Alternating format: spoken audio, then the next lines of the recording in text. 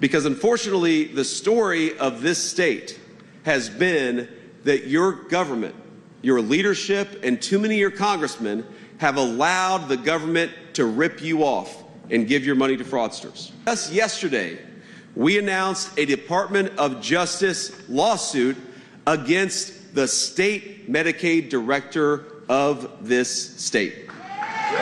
This person was actually inviting fraudulent bidders to come in and take advantage of your tax dollars so that we could send it to fraudsters instead of you. And we need somebody who's going to put him in jail and protect your money, and that's exactly what we're doing. Whether you were rich or poor, you deserved to be able to walk down the streets with safety and security. Don't we want that for every kid in America, rich or poor, black or white? I happen to think whether you agree with us on every issue, of course, nobody's ever going to agree with us on every issue. One of the things I love about this district is it's full of independent people. Democrats who might vote for a Republican, independents who make up their own mind. My pitch to those Americans is not that you're always going to agree with the vice president or the president on every issue. My pitch to them is that you need to have somebody like Mike LaPretrie who's fighting for you. You need somebody who goes and doesn't trade stocks, but tries to get legislation passed that makes your life better. You need somebody who is not getting rich off the public trust, but is trying to make you rich with every single decision that he makes. That's Mike LaPretrie. Send Swazi packing. Send him somewhere else but Washington, D.C.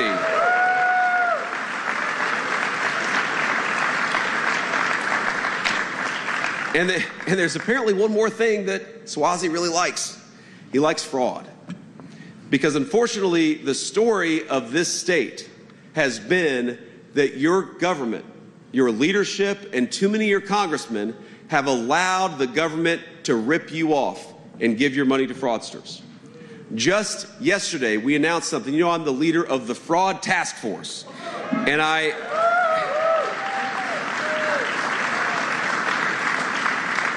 And people ask me, is it hard to find fraud? And I'll tell them, it's not hard to find fraud in the U.S. federal government. Unfortunately, it's hard to root it out.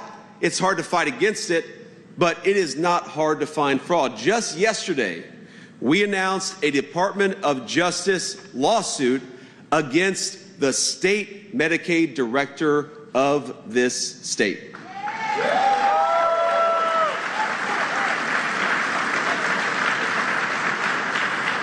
So here's what the state Medicaid director in New York would do. Facilitated fraud by using a sham bidding process. This person was actually inviting fraudulent bidders to come in and take advantage of your tax dollars so that we could send it to fraudsters instead of you. And that's disgraceful. You do not want your government facilitating fraud. You want your government fighting against fraud. And one of the things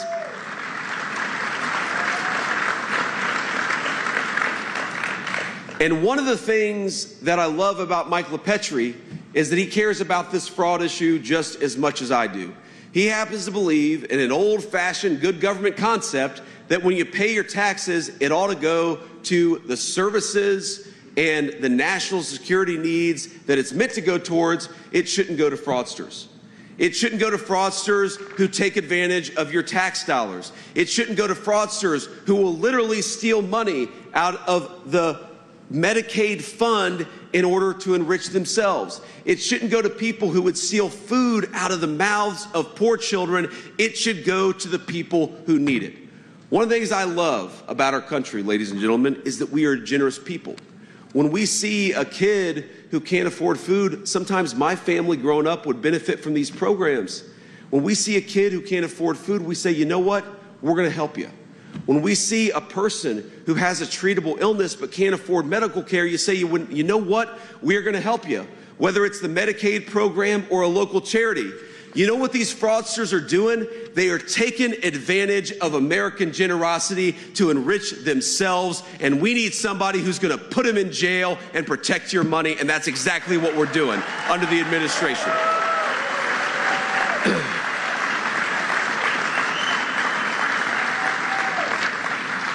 And that's where I want to take a break here and leave you all. And I just want to say, first of all, this is an amazing place, an amazing district. Driving around here, this is your home.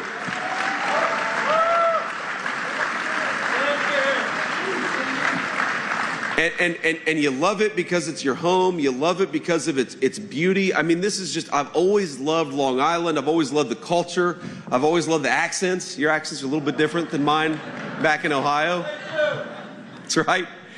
But here's the thing I love most about this district is you love this country as much as I do.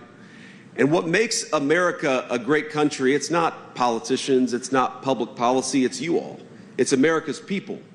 But what you need in Washington, D.C. is people who make your life easier.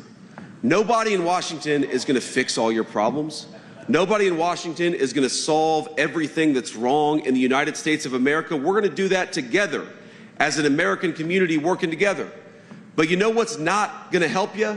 When fraudsters are taking advantage of your money, and that's what Swazi has voted to protect. You know what's not going to help you? When people raise your taxes, when they take your hard-earned money and give it to those fraudsters.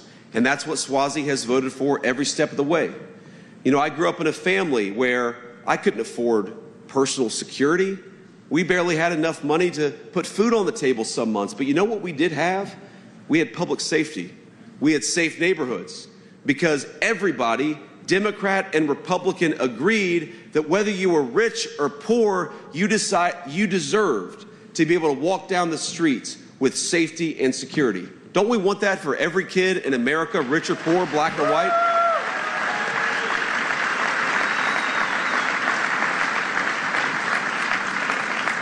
We believe that you shouldn't have to get rich off of Tom Swazi stock trades before you have access to public safety. It is the birthright of every man, woman, and child in this country. So when you go to the polls, look, ladies and gentlemen, I know this is a diverse district. You guys have got a whole host of opinions, and I love that about you. I'm not asking you to vote for us. I'm not asking you to vote for Mike LaPetri because you're going to agree on every single issue. I'm asking you to vote for him because unlike Swazi, he's going to fight for you. Unlike Swazi, he's going to lower your taxes.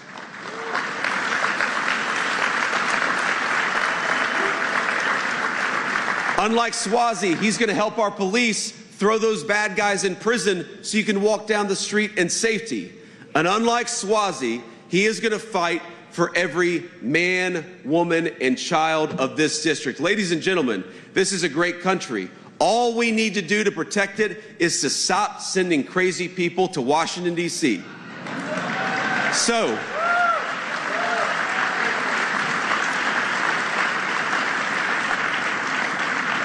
from one vice president to the people of the New York's 3rd Congressional District, what I'm asking you is to kick crazy Tom Swazi the hell out of Washington. Send us somebody we can work with, and Mike LaPetri. Thank you all.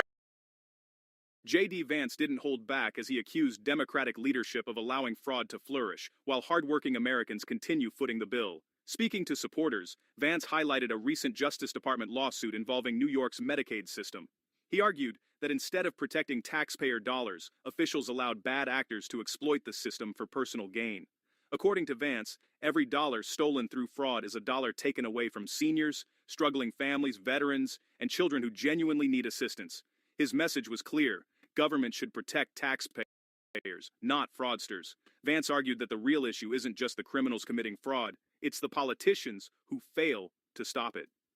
He criticized Democratic leaders for, in his view, defending broken government systems instead of fixing them. Vance said Americans work hard, pay their taxes, and deserve a government that spends those dollars responsibly. He also praised Republican leadership for making fraud investigations a priority, arguing that accountability, not excuses, is what voters want to see from Washington. If you're enjoying this breakdown, make sure you subscribe to the channel, share this video with your friends, and let us know your thoughts in the comments below. As he wrapped up, Vance shifted from criticism to his broader vision for the country. He argued that America succeeds when government focuses on public safety, lower taxes, responsible spending, and protecting law-abiding citizens. According to Vance, Washington cannot solve every problem, but it can stop making life harder for working families by allowing waste, fraud, and corruption to continue unchecked. He urged voters to support leaders who, in his view, fight for taxpayers instead of political insiders and who are willing to challenge the status quo rather than defend it. The crowd responded with loud applause as Vance closed with a call for accountability and a promise to keep pushing for reform. Whether viewers agree with every point or not, J.D. Vance made one argument impossible to ignore. Taxpayer money should benefit the American people, not fraudsters exploiting the system. He framed the debate as one of accountability, insisting that elected officials should be judged by how well they protect public funds and serve the people who elected them. What do you think? Is government doing enough to stop fraud and protect taxpayer dollars? Let us know in the comments below. And if you enjoyed this breakdown, don't forget to subscribe, share this video, and we'll see you in the next one.